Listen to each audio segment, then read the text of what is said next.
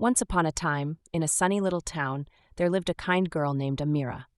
One day, her teacher shared a beautiful verse from the Qur'an, Surah An-Nisa, Ayat 36.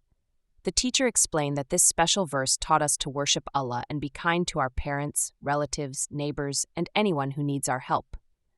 Amira listened carefully. Amira thought about this verse all day. She decided to show kindness just like Allah teaches us. When she got home, she helped her mother cook dinner, stirring the pot and setting the table with a smile. Then she said to her father, "Thank you, Baba, for working so hard for our family," and gave him a big hug. Her parents smiled with joy. The next day, Amira noticed her elderly neighbor, Mrs. Fatima, struggling to carry heavy groceries up the steps. Amira rushed over and said cheerfully, "Assalamu alaikum, Mrs. Fatima, I can help you." Together they carried the bags inside. Mrs. Fatima patted Amira's head gently and said, "You are such a blessing, dear child."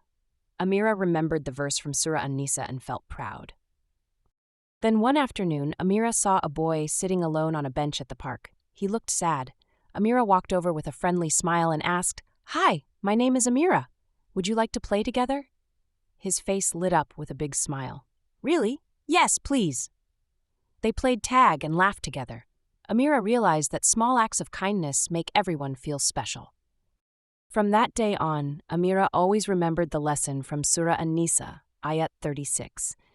She knew that being kind to parents, neighbors, and those in need makes the world a better place, and whenever she helped someone, her heart filled with happiness. This is the beautiful gift of kindness that Allah loves.